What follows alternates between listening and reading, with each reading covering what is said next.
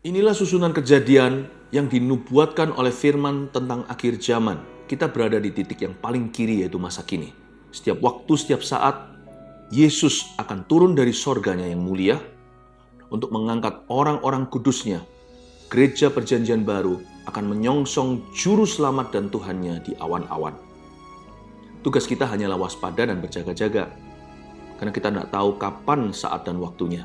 Tak seorang pun tahu di atas muka bumi ini.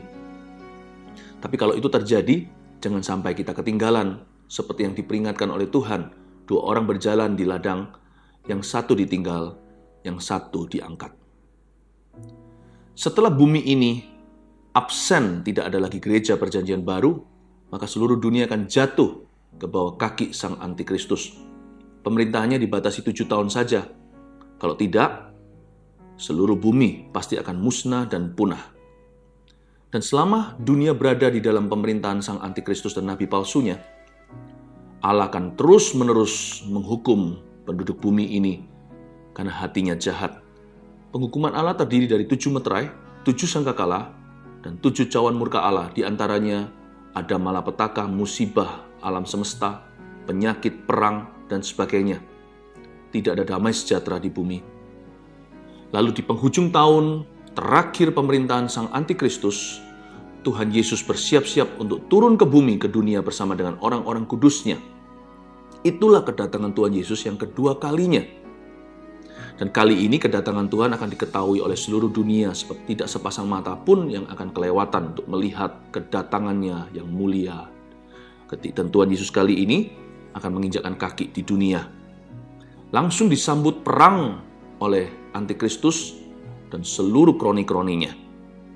Perang itu namanya Harmagedon, dan di dalam peperangan ini Sang Antikristus dan nabi palsu akan ditangkap hidup-hidup, dilempar ke dalam lautan api. Lalu bumi akan masuk ke dalam masa damai karena Antikristus dan kerajaannya sudah diruntuhkan oleh Yesus.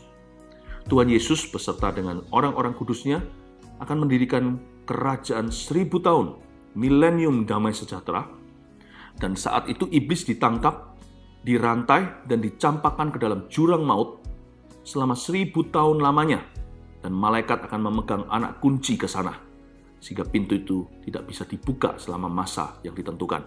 Karena absennya iblis, setan, dan roh-roh jahat, terjadi pemulihan alam semesta. Manusia yang lahir saat-saat itu, hidupnya akan lama sekali, hingga ratusan tahun, bahkan yang mati 100 tahun, akan dianggap kena kutuk. Bahkan anak kecil akan bermain dengan ular tedung dan singa. Akan terjadi dunia seperti zaman sebelum Adam dan Hawa jatuh ke dalam dosa. Di akhir pemerintahan 1000 tahun damai sejahtera, iblis akan sekali lagi dilepaskan atas seluruh dunia. Khususnya untuk populasi baru, mereka yang lahir di masa-masa 1000 tahun itu. Mereka yang belum teruji hatinya karena diselamatkan itu tidak bisa ikut-ikutan. Maka setan dilepaskan untuk sekali lagi memastikan bahwa orang membuat pilihan sengaja untuk mengikut Kristus. Dan barang siapa mengikut Tuhan, seperti kita hari ini diberi kuasa untuk menentang godaan. Tapi banyak manusia yang jatuh.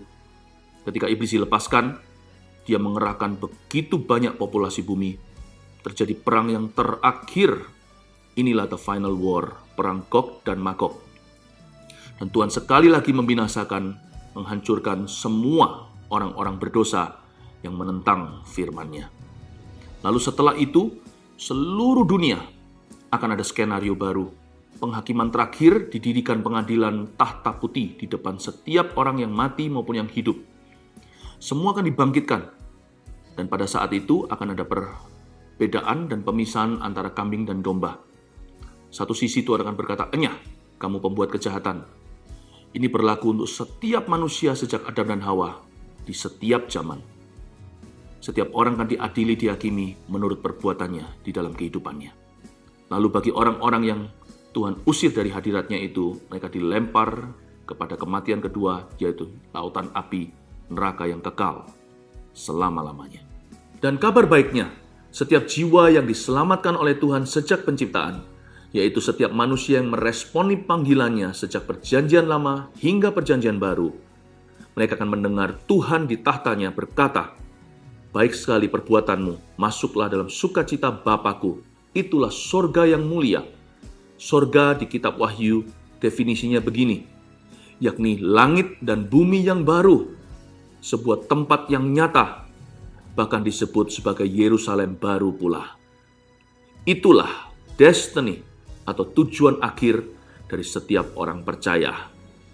Panggilan sorgawi menanti kita semua. Mari kita semuanya tetap setia kepada Yesus sampai pada akhirnya.